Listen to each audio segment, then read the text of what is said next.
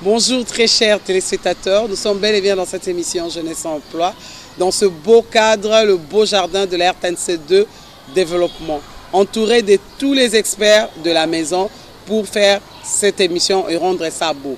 30 juin 1960, 30 juin 2023, 63 ans, et je reçois pour vous Michaki Salasala Mawete. Bonjour. Bonjour Madame Nadia. Aujourd'hui, on voit quand même des femmes qui gèrent les entreprises de presse. Est-ce que dans les années 60, il y en avait? Les entreprises de presse vers les années 60, non, pas encore. Mais il y avait de dames fortes qui ont presté à la radio depuis 1949, Madame Nadia. Expliquez-nous un tout petit peu. Oui. La lutte pour la femme n'a pas commencé vers les années 60 après l'indépendance. Ça a commencé avant l'indépendance, Madame Nadia. Parce que déjà en 1949, on avait une grande dame, que les gens n'en parlent pas beaucoup, Madame Pauline Lissanga. Depuis 1949, cette dame qui fut enseignante à l'école Saint-Pierre, vous connaissez bien Saint-Pierre de la commune de Kinshasa, cette dame a travaillé sur le juvénal et c'était la première dame auquel les Blancs ont récupéré pour travailler à la radio. Bien sûr ici, hein. À l'époque c'était ici, Radio Congo Belge, ici dans ce beau cadre aussi. Et puis après Ratelsco est venu, aujourd'hui c'est la RTNC Développement. Je te reçois pas seulement pour parler de l'historique des femmes et les médias, mais plutôt de parler de ton entreprise vraie thématique. Vous êtes inspiré de qui, comment, pour mettre sur pied cette entreprise? Parce que ce n'est pas facile. Une femme gérer une presse écrite où on a le magazine et puis on a le journal qui doit sortir chaque jour ou chaque semaine. C'est un journal qui sort chaque mardi. C'est un tabloïd hebdomadaire. Je me suis inspirée de beaucoup d'hommes, mais plus particulièrement pour arriver à ce point, un journal, un magazine, un site avec Madame Colette Chomba, que aujourd'hui beaucoup de gens ont pu oublier, mais moi jusqu'à aujourd'hui je n'ai jamais oublié, je considère et je salue en passant cette grande dame qui est maintenant à l'Assemblée nationale, parce que quand Colette Chomba a commencé, avant elle, je lisais beaucoup Francine Mananga, qui était avec Le Révélateur, si je ne m'abuse pas, le journal Le Révélateur à l'époque. J'étais encore étudiante. Et puis c'est venu avec Colette Chomba. Colette Chomba avec Rourou, le journal Rourou. Et puis on a eu le goût avec le magazine Awa. C'était une grande dame. C'est vrai qu'aujourd'hui, Rourou ne sort plus, Awa ne sort plus. Elle avait même une imprimerie. Alors quand je regardais cette dame, je disais, je peux encore faire comme elle. Même plus que comme elle. C'est vrai qu'aujourd'hui, elle s'est vraiment déversée dans le monde politique, mais c'est une grande dame, parce qu'elle a fait la presse écrite, l'audiovisuel, c'est un produit de la RTNC, donc c'est pas une dame à négliger. En passant une parenthèse, elle vous a déjà accordé l'interview ou la une, comme vous le dites, dans ton magazine, parce que c'est votre icône. L'interview, oui, j'ai eu la chance qu'elle puisse m'accorder une interview. C'était quand j'ai fait l'édition spéciale pour les femmes de la RTNC. Alors j'ai eu la chance d'échanger avec cette dame par le biais de son directeur de cabinet. Donc j'ai eu la chance, mais je crois que ça va venir avec la une. Hein. C'est une dame que j'envisage qu'elle fasse la une, un de ces 4 matins de ces grands magazines, que moi-même j'appelle grand parce que c'est grand. Journal, mais on dit entreprise. Ouais. Pourquoi tu as voulu faire une entreprise au lieu de lancer seulement votre journal, un bar? Aujourd'hui, j'ai dit entreprise parce que je n'ai pas seulement le journal. Le tabloïd est là. C'est un journal qui sort chaque mardi. J'ai un magazine qui est là, qui sort trimestriellement. Et j'ai un site permanent qui est là, régulier chaque jour. Quand vous allez chez www.vraithématique.net, vous retrouvez les informations en temps réel. Raison pour laquelle je parle d'une entreprise, et non seulement ça, j'envisage pour un groupe de presse. Alors, il faut voir loin. Je ne peux pas me limiter de donner un journal. Quand je parle d'un journal, c'est comme si j'efface le site, j'efface le magazine. Je préférais de le dire entreprise.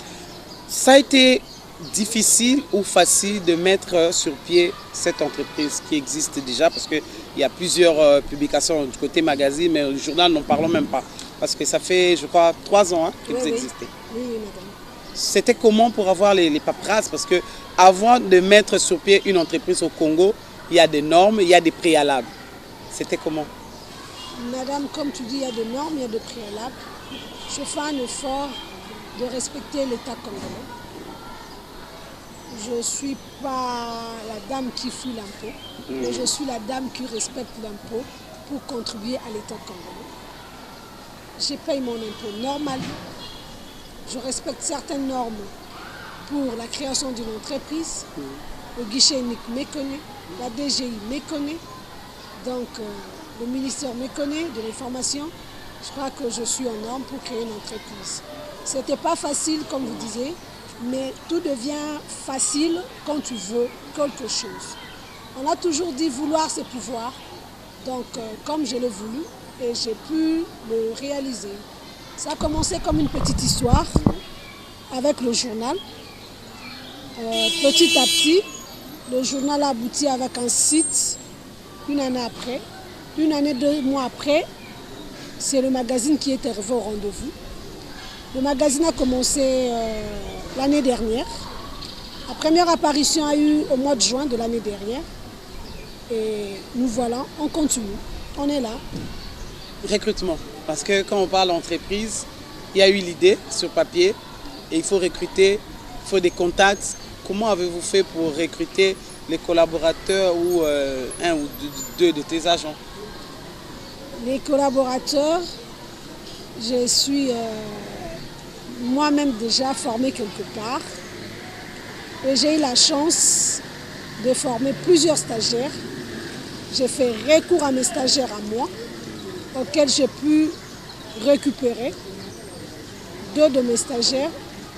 L'un d'eux, aujourd'hui, je l'ai fait directeur de publication, Monsieur Enoch Nzeka.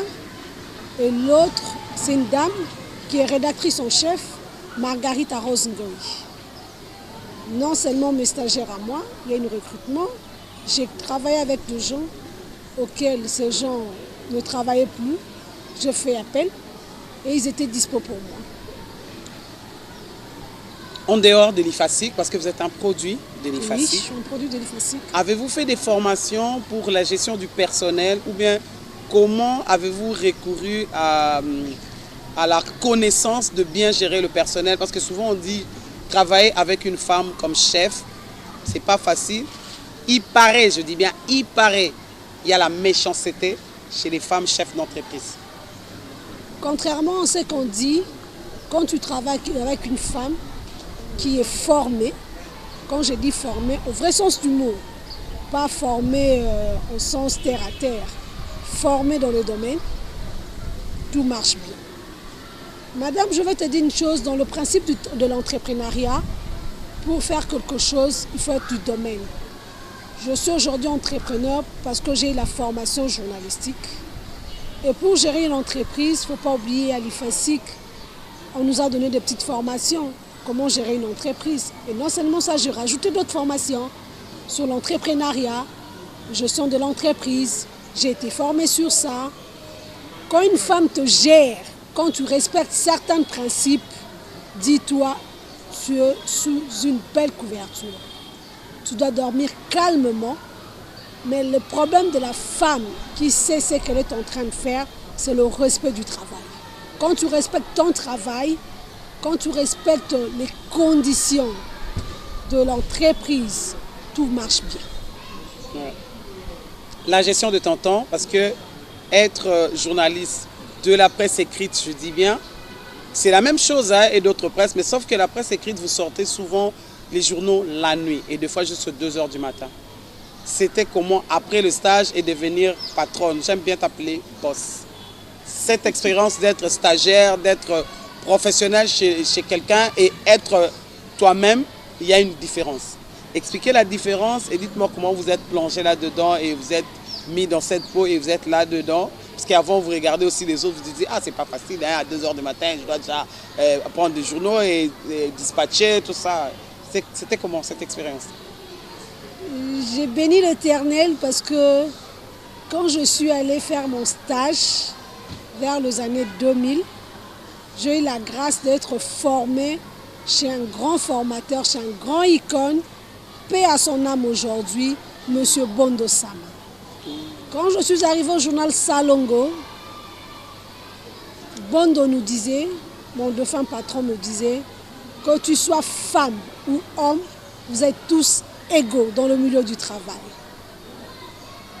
Mon patron m'a appris à rester tard à la rédaction pour faire le marbre.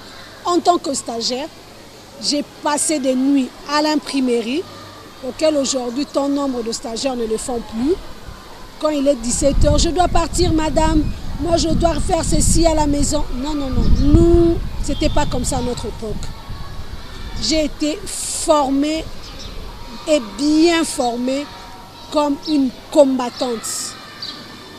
Déjà au niveau de stage, je me disais, un de ces 4 matins, si j'arrive à faire quelque chose, je vais m'en sortir. Après le stage, j'ai été engagée à Salongo. Je suis restée travailler longtemps jusqu'à ce que Salongo tombe en faillite. Donc, je m'étais déjà habituée à faire de marbre, à aller dans les imprimeries, à travailler jusqu'à 2 h, 3 h du matin. Je me disais, ce n'est pas autre chose, c'est n'est que mon travail. Madame, en passant, tu m'appelles patron aujourd'hui. Ouais. Boss, mais oui, mais ne t'en fais pas. J'aime bien le terrain. Comme je suis ici, s'il y a un coup de fil, il faut aller au terrain, j'aime bien le terrain. Moi, je suis habituée d'être en jean, t-shirt, perpète, c'est pour le terrain. C'est ma force. Et les parents, parce que je vois, on veut bien que sa fille ou sa femme réussisse dans un domaine quelconque, en tant que chef d'entreprise, mais sauf qu'il y a des contraintes dans le souhait que nous tous nous souhaitons, soit le mari, soit la famille. Mais comment la famille, en parlant peut-être de vos parents, vos frères, avaient pris cela? Après le travail, vous êtes dit, moi je veux devenir responsable des agents, mettre une entreprise en place et payer les impôts, accompagner, ne fût-ce que ce pays à aller de l'avant, parce que grâce à ces impôts-là qu'on va construire ce grand Congo.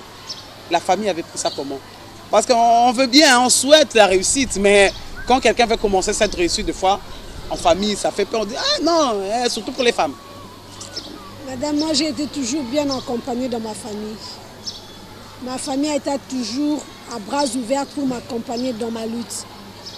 Déjà quand j'ai dit je fais la presse écrite, tout le monde se disait Moussala Pamba Pamba Zangambo. Ça c'est la famille élargie. Mais ma famille restreinte était là pour m'acclamer. J'ai été toujours bien accompagnée. Partout où je passe, les portes sont grandement ouvertes, quelles que soient les conditions, je sais comment contourner.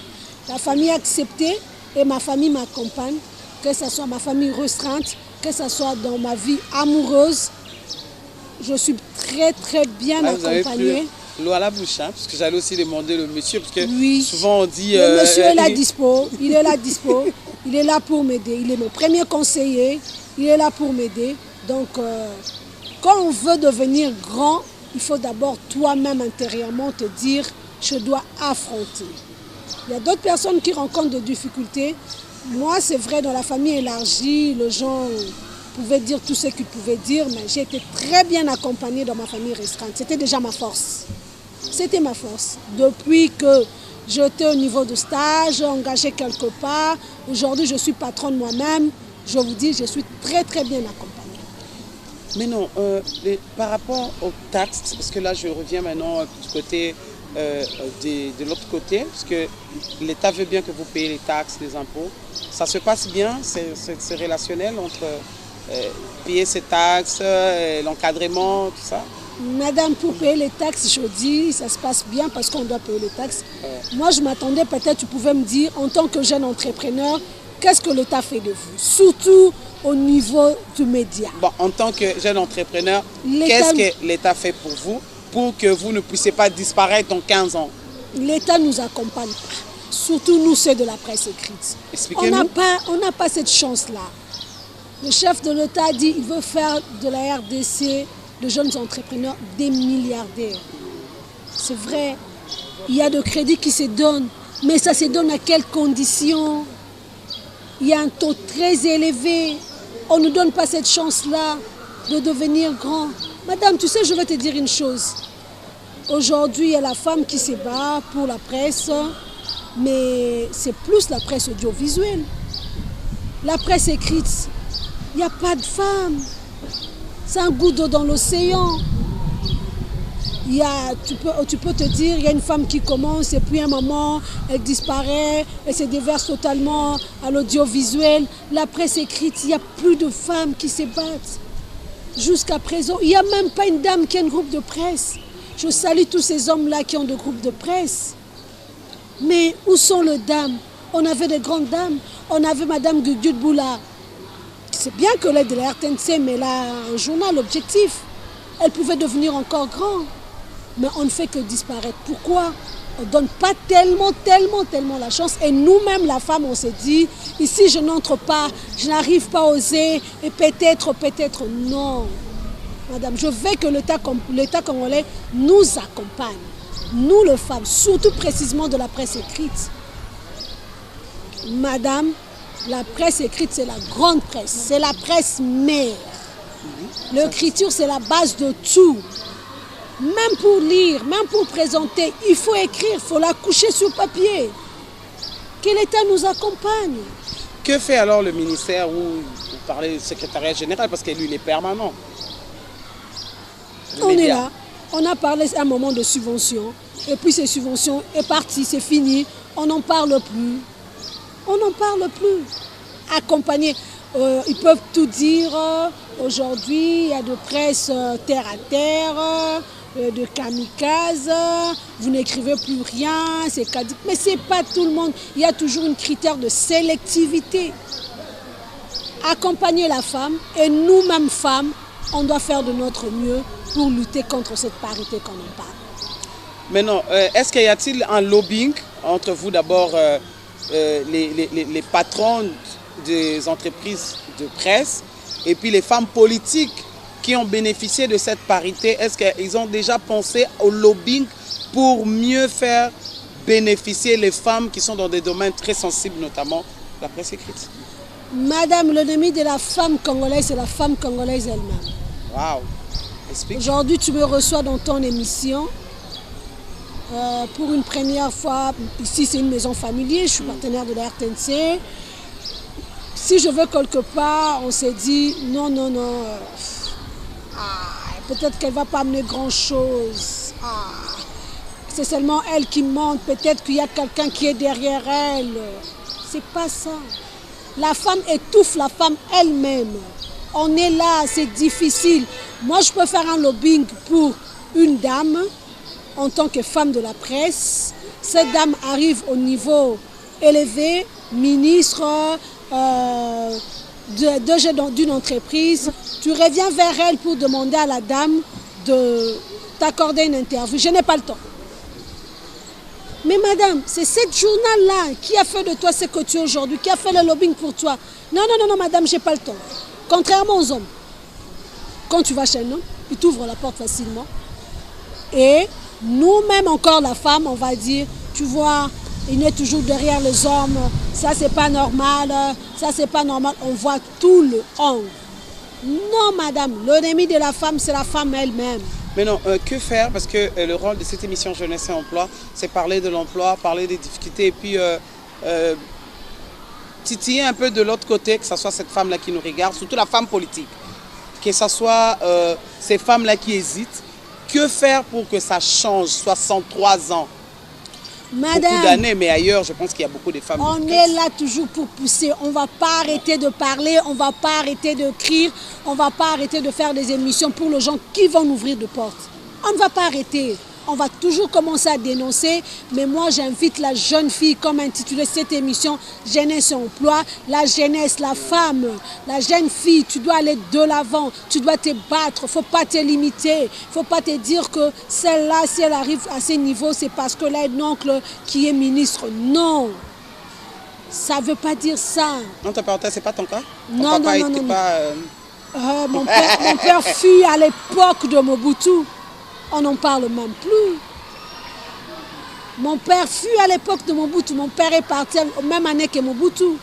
Mobutu est mort au mois de septembre. Mon père est parti au mois de décembre. Mais aujourd'hui, je suis là. Je ne marche pas sur le trace de mon père. Je fais de moi ce que je suis moi-même.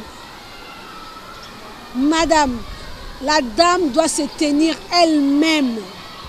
Elle doit se dire elle-même que je ne dois pas être limitée. Ce que l'homme fait, moi aussi, je peux le faire.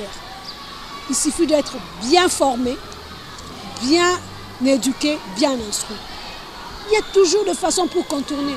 Tu vas me dire que les hommes là sont pas, ils ne rencontrent pas des obstacles, si. Mais ils le contournent. Et pourquoi pas nous? On va pas garder le slogan 50-50. Parité 50-50, horizon 2023. Et nous voilà. Et maintenant c'est 2030. Bientôt ça sera 2030. Dans peu de temps, dans 7 ans.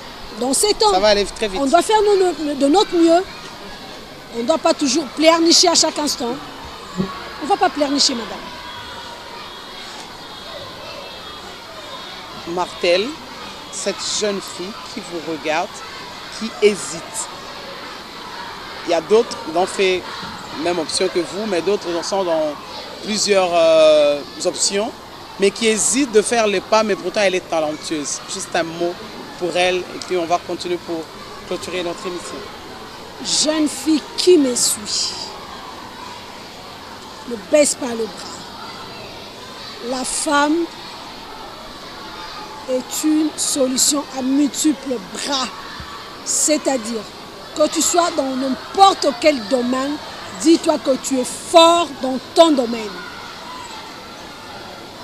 Concentre-toi à ton domaine et tu iras de l'avant. Ne perds de personne. Cet homme-là que tu vois là est comme toi, surtout dans le niveau intellectuel.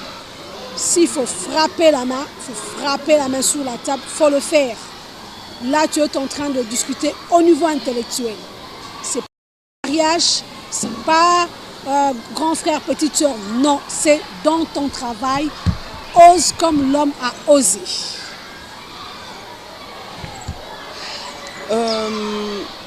Petit à petit, nous tendons vraiment vers la fin de cette émission. Mais j'aimerais quand même savoir, avez-vous rencontré des difficultés dans ce partenariat avec le DG de la RTNC en général par rapport à ce magazine? Prendre des photos, l'historique, pour publier? Je salue la grande dame, Madame Sylvie Elengue, qui m'a offert cette belle occasion auquel aujourd'hui les gens en parlent. Il y a tant d'un homme qui ne connaissait pas l'histoire du journalisme au niveau de l'audiovisuel, l'a connu à travers cet magazine qui était une édition spéciale pour les femmes de la RTNC. Je rencontrais des difficultés. Comme je vous l'ai dit tout à l'heure, l'ennemi de la femme, c'est la femme elle-même. Surtout à la une. Les femmes ont été trop capricieuses pour accorder des interviews, pour faire 2 photos. Elles se disaient non, on n'a pas de l'espoir. Vous allez nous prendre des photos et puis où on se rend la suite. Mais ce n'était pas le cas pour la RTNC2. Ah bon? Je félicite les dames de la RTNC2. Ce n'est pas parce que je suis à la RTNC2, mais c'est ça. La RTNC2, c'était différent de la RTNC de la une.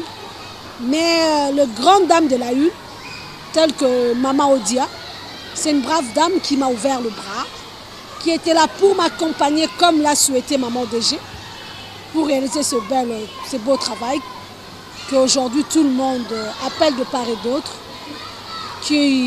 On parle, j'ai eu la grâce, excusez-moi, je suis un peu chrétien, j'ai eu la chance d'être appelée par la nièce de Pauline Lissanga, qui me dira, ma tante, on n'en parle pas, mais vous l'avez valorisé aujourd'hui. C'est un travail que j'ai connu de difficultés, mais que j'ai surmonté, parce que les femmes sont tant capricieuses. Mais ils ne savent pas que c'était pour honorer la femme congolaise. Plus particulièrement, la femme journaliste congolaise. C'était à leur honneur. Et surtout pour immortaliser, oui. Comment on appelle ça, cette femme qui a fait que beaucoup de jeunes filles s'inspirent à devenir journalistes, oui. Parce que c'est un métier à risque et c'est un métier où la femme elle est vraiment publique et faire ça, c'est vraiment resté immortel. Surtout pour vous, c'est de l'audiovisuel. Il y a tant de nombre de femmes qui n'ont pas connu Pauline Kabangu, la première dame à présenter le journal télévisé. Beaucoup de d'hommes ne connaissaient pas.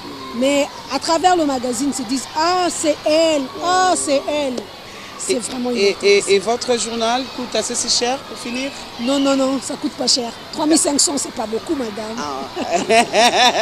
Oui, je voulais quand même que les téléspectateurs sachent qu'il y a du fric qui roule, hein? C'est pas seulement parler. Hein? Ben oui, accompagnez la femme, accompagnez Vraie Thématique, vous irez de loin. Vraie Thématique est là, la femme, on est là pour vous. Il y a vos messages, faites-le passer, vous voulez qu'on parle de vous, on est là, on va vous accompagner. Moi, je suis contrairement à cette dame-là qui refuse la femme. Moi, je suis là pour accompagner la femme. Surtout la jeunesse. Rappelez votre site et peut-être où on peut vous joindre. Hein? Mais le site, je pense que c'est mieux. Je suis Madame Michel Kisela-Sala, comme vous venez de l'écouter. Vraie Thématique est dans tout le coin du kiosque. Le magazine, pareillement. Vous allez vers le Grand Poste, vous allez le retrouver. Le site, c'est www.vraithématique.net. www.vraithématique.net. Mes coordonnées sont dans le journal. Si vous voulez que je vous le passe, c'est pas grave. Ils peuvent me contacter, hein? Ils seront contactés. Vous pouvez contacter Madame Nadia et facilement vous pouvez m'atteindre.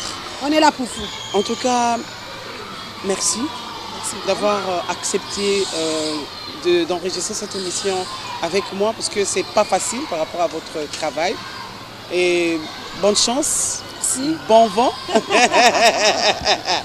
Merci à tous les nombreux téléspectateurs qui sont scotchés d'abord à suivre la RTNC 2 développement et puis cette émission Jeunesse et Emploi. La seule chose que je vous invite à faire, osez faire un pas pour vous rendre utile à la nation, à la famille et pourquoi pas à votre progéniture en mettant sur pied des entreprises. Parce que ça vous donnera une vraie position dans ce monde. Merci à la grande équipe technique. Là, je vois directement Jacques Vangou, Khaled, mon réalisateur, surtout monsieur le directeur Vambili. Respect à vous, la coordonnatrice, en tout cas Josette Boulamata Dikaya, qui est en train de revivifier, de booster cette chaîne de l'avant pour que nous puissions bien enregistrer nos émissions et rendre le travail plus professionnel. Au revoir, on se retrouve prochainement. Contactez-moi à ce numéro. Merci.